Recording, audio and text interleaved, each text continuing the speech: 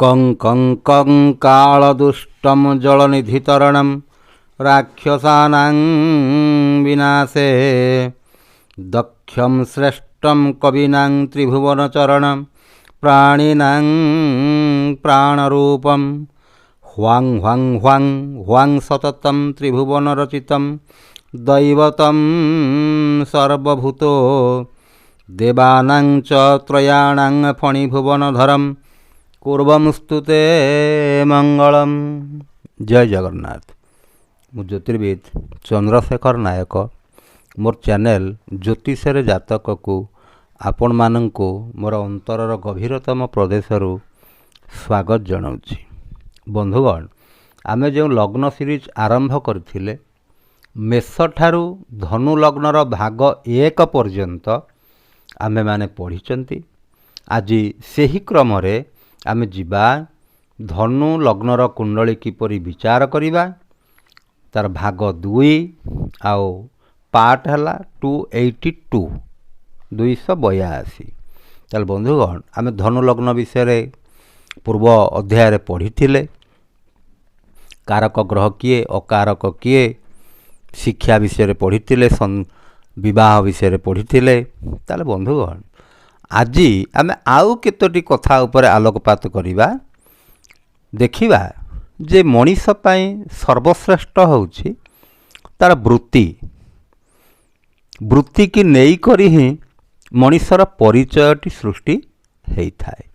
तेणु सेथि पई आमे जेतेबेले विद्या अध्ययन करूछे आमे की वृत्ति करिबा ताकू लक्ष्य रखिकिरी विद्या अध्ययन कले जाइकिरी ठीक रहिबो। नहले आमे ठीक जगार पहुँची परिबा नाही।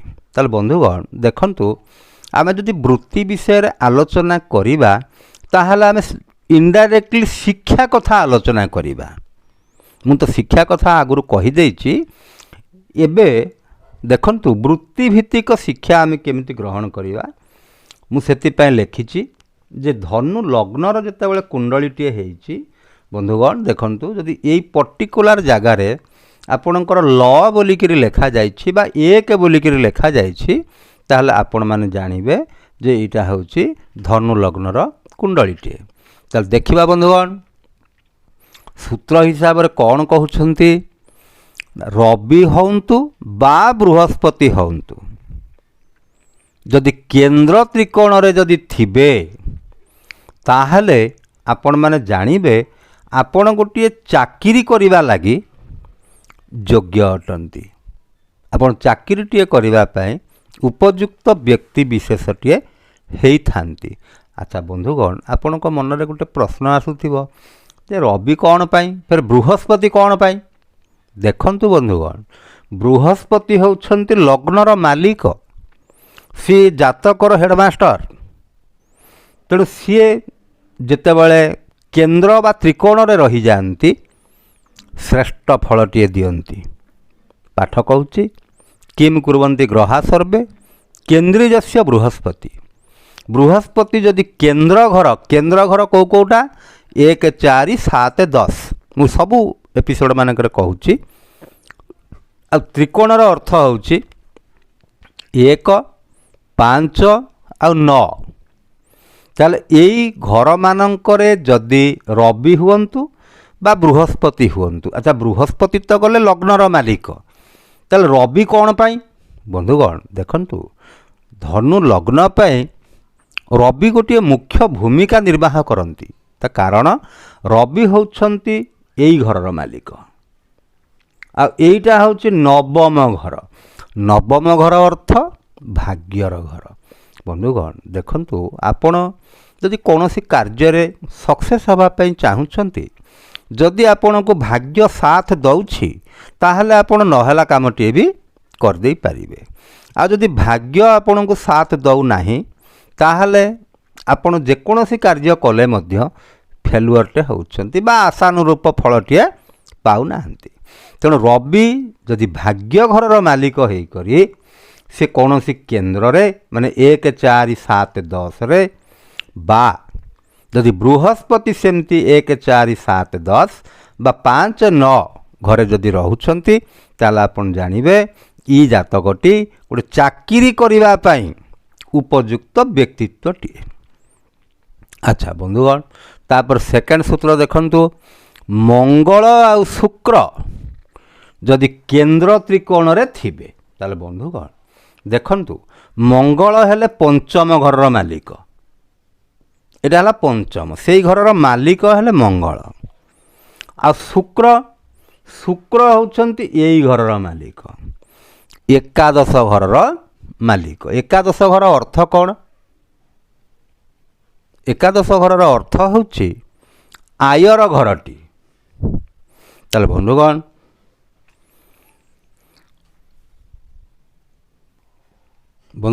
ଦେଖନ୍ତୁ ଯେ ମଙ୍ଗଳ ହେଲେ ପଞ୍ଚମାଧିପତି, ଶିକ୍ଷାର ମାଲିକ। ତେଣୁ ଆପଣ ଜାଣିଲେ ଯେ ମଙ୍ଗଳ ଯଦି କେନ୍ଦ୍ର ବା ତ୍ରିକୋଣରେ ଥିବେ ତାହେଲେ ନିଶ୍ଚିତ ଭାବରେ ସେ ଶିକ୍ଷା କ୍ଷେତ୍ରରେ ଅଗ୍ରଗଣ୍ୟ ହେବେ। ଆଚ୍ଛା, ଶୁକ୍ର କ'ଣ ପାଇଁ?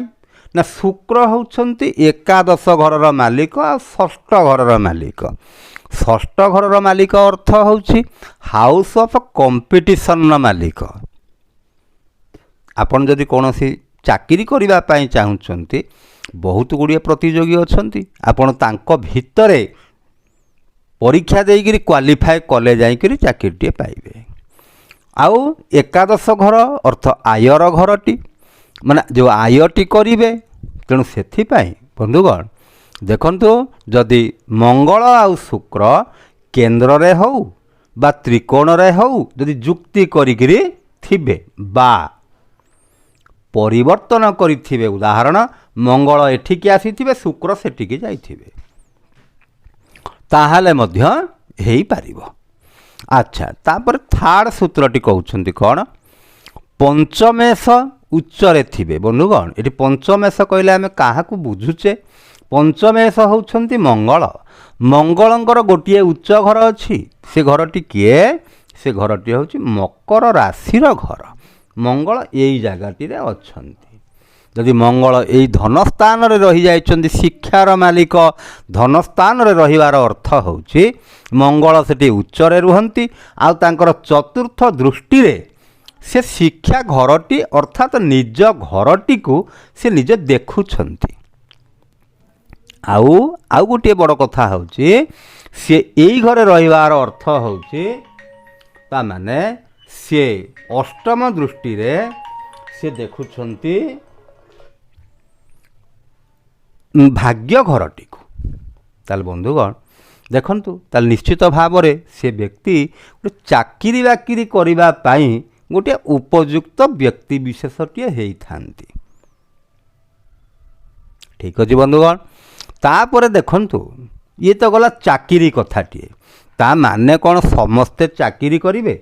ନାଇଁ ନାଇଁ, ସମସ୍ତେ ଚାକିରି କରିବେ ନାହିଁ। ତାହେଲେ କ'ଣ କରିବେ ଦେଖନ୍ତୁ, ଯଦି ତାମାନେ ବିଦ୍ୟା ଗ୍ରହଣ କରିବାଟା ବା ପାଠ ପଢ଼ିବାଟା ସମସ୍ତଙ୍କ ଦ୍ୱାରା ସମ୍ଭବପର ହେଇନଥାଏ। ତା ମାନେ କ'ଣ ଯିଏ ପାଠ ପଢ଼ି ନାହିଁ ସିଏ ଆଉ ମଣିଷ ନୁହଁ? ନାଇଁ, ଏଭଳି ବ୍ୟକ୍ତି ବିଶେଷ ବି ଅଛନ୍ତି ଯେ ନିଜେ ପାଠ ପଢ଼ି ନାହାନ୍ତି, କିନ୍ତୁ ସିଏ ବହୁତ ଗୁଡ଼ିଏ ସ୍କୁଲ ଖୋଲିଛନ୍ତି, ଶହ ଶହ ଲୋକଙ୍କୁ ସେଥିରେ କର୍ମ ନିଯୁକ୍ତି ଦେଇଛନ୍ତି।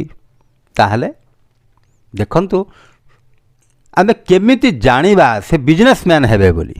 ଉଦାହରଣ, ପଞ୍ଚମରେ ଯଦି ଶନି ଅଛନ୍ତି, ବନ୍ଧୁଗଣ ଦେଖନ୍ତୁ, ପଞ୍ଚମ ଘରେ ଯଦି ଶନି ଥିବେ, ଆଉ ତୃତୀୟ ଘର ହେଉ ବା ସପ୍ତମ ଘର ହେଉ ବା ଏକାଦଶ ଘର ହେଉ, ଏଇ ଘରେ ଯଦି ବୃହସ୍ପତି ଥିବେ, ଖାଲି ଏତିକି ହେଲେ ହେବନି ବନ୍ଧୁଗଣ, ଆଉ ଶନିଙ୍କର ଦୃଷ୍ଟି ଥିବ ସେ ବୃହସ୍ପତିଙ୍କର ଉପରକୁ। ଦେଖନ୍ତୁ ବନ୍ଧୁଗଣ କେମିତିଆ କଥାଟିଏ ହେଲା, ପଞ୍ଚମରେ ଶନି ରହିଲେ, ତା ମାନେ କ'ଣ ଏଠି ହେଲା? ଶନି ସେଠି ରହିବାର ଅର୍ଥ ହେଉଛି ସେ ନୀଚ ରାଶିରେ ରହିଲେ। ମେଷ ରାଶିଟି ଶନିଙ୍କର ନୀଚ ରାଶି, ସେ ନୀଚ ରାଶିରେ ସେଠି ରହିଗଲେ ଶିକ୍ଷା। ଆଉ ବୃହସ୍ପତି କ'ଣ କରିଛନ୍ତି ନା 3 ନମ୍ବର ହେଉ ବା 7 ନମ୍ବର ହେଉ ବା 11 ନମ୍ବର ହେଉ, 3 ନମ୍ବର 7 ନମ୍ବର ଆଉ 11 ନମ୍ବର ଏଇ ଘରମାନଙ୍କରେ ଯଦି ବୃହସ୍ପତି ରହିଯାଇଛନ୍ତି, ଆଉ ଶନି ଯଦି ତାଙ୍କୁ ଦେଖୁଛନ୍ତି, ବନ୍ଧୁଗଣ ଦେଖନ୍ତୁ, ଯଦି ଏଇଠି ବୃହସ୍ପତି ରହିଲେ ଶନି ତାଙ୍କୁ ଦେଖିଲେ, जदि बृहस्पति यही रहिले शनि तांकु देखिले देखुथिबे ताहले से व्यक्ति शिक्षा प्रति विमुख हुअन्ति माने से पाठ पढ़ा प्रति तांकर सेता आग्रहटी हुए नाही किंतु से अन्य विभाग रे बहुत पारंगम थांती तेणु से जदि बिजनेसटे करेंगे बहुत भलटे रपर आउर देखु गोटे कथा कौन रवि हूँ बा पंचम स्वामी मंगल हूँ रवि माने भाग्याधिपति रवि आ पंचमाधिपति मंगल ये जदि बैड हाउस को पलई था माने 6, 8, 12 बैड हाउस को पलई थे आ जो विपरीत राजयोगटे से करदे ताहले से पाठ पढ़ा सहित मध्य से व्यापार वाणिज्य भल भाव में करें आउ जड़े प्रतिष्ठित व्यक्ति मध्य हो पारिबे। अच्छा तापर आउर गोटे कथा कौन रवि नीच राशि रही देखु बंधुगण रवि जे कि भाग्याधिपति तांकर नीच राशिटी हूँ तुला घर माने 11 नंबर घरटी जदि रवि अच्छी ताहले से व्यक्ति शिक्षा क्षेत्र में सेते पारंगमता हासिल करें नहीं किंतु अन्य दिगरे से केमती पैसा रोजगार करेंगे से बाट तांकु भल भाव में जना थाए आ से बहुत पैसा पत्र मध्य रोजगारटे करती तापर बंधुगण देखंतु जदि से माने चाकरी करने चाहिए ताहले साधारणतः जो माने धनुलग्न रे जन्म होती से माने चाकरी कथा जदि आमे कहिबा बृहस्पतिंकर स्थिति की देखिक मुख्यतः 1 नंबर रे एजुकेशन लाइन से एजुकेशन लाइन में चाकरी करें आ मंगल जदि स्ट्रंग अच्छी 10म घर टी देखुंट ताहले से विभिन्न प्रकार फिजिकल लाइन में जाइपारे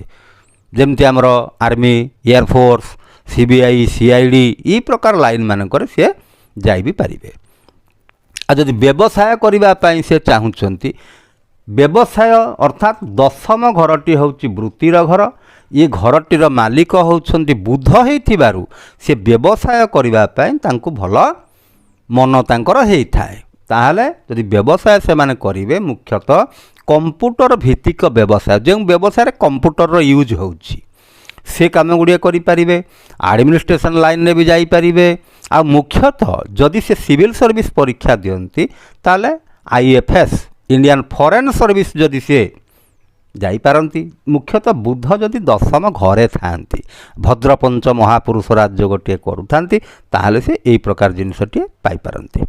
अच्छा तापर बंधुगण आम पलि जावा संतान ताले संतान कथा देखिबा संतान घरटी आम जानिछे पंचम घरटी हूँ प्रथम संतानर घरटी ताहले देखिबा मंगल आ बृहस्पति केन्द्र हो बा त्रिकोण रे हो जदि जुक्ति करिकिरी अछंती केन्द्र अर्थ 1, 4, 7, 10 त्रिकोण अर्थ 1, 5, 9 जदि एतिकी घर रे मंगल बृहस्पति मिसिकिरी पारिजात राजयोगटीए सृष्टि करुचंती ये गोटे सर्वश्रेष्ठ राजयोग कारण लग्न मालिक आ पंचम मालिक मध्य बा दुईटी उपकारी बा कारक ग्रहंक मध्य सृष्टि हेउथिबा राजयोग ये हूँ केन्द्र आ त्रिकोणर मालिक केन्द्रर मालिक हेले बृहस्पति त्रिकोणर मालिक हेले मंगल केन्द्र त्रिकोण मिसिकी जेतेबेले से राजयोगटीए सृष्टि करिसेंती ताहा गोटे प्रबल राजयोग होता है आउ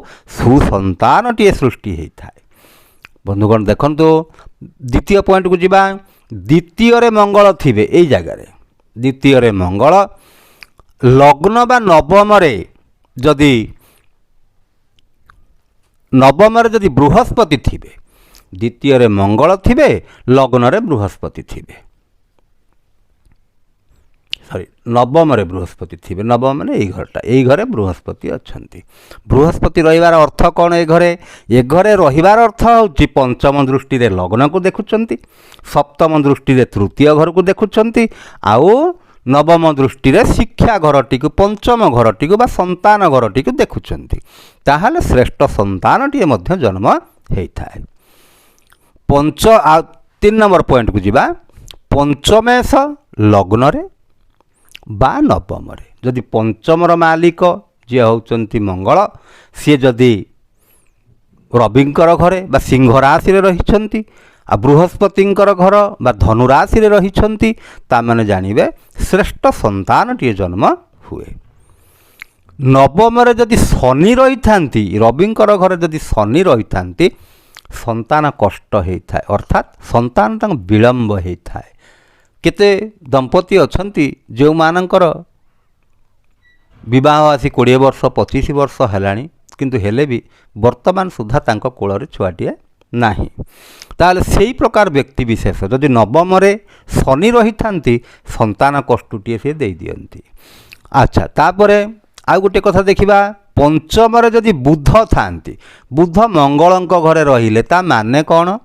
ମଙ୍ଗଳଙ୍କ ଘରେ ଯଦି ବୁଧ ରହିଯାଆନ୍ତି, ମଙ୍ଗଳ ଆଉ ବୁଧଙ୍କ ଭିତରେ ପ୍ରବଳ ଶତ୍ରୁତା, ତେଣୁ ସେ ଶତ୍ରୁ ଗୃହରେ ରହିଛନ୍ତି। ଆଉ ମଙ୍ଗଳ କ'ଣ କରିଥିବେ? 6, 8, 12 ଘରକୁ ପଳାଇଥିବେ।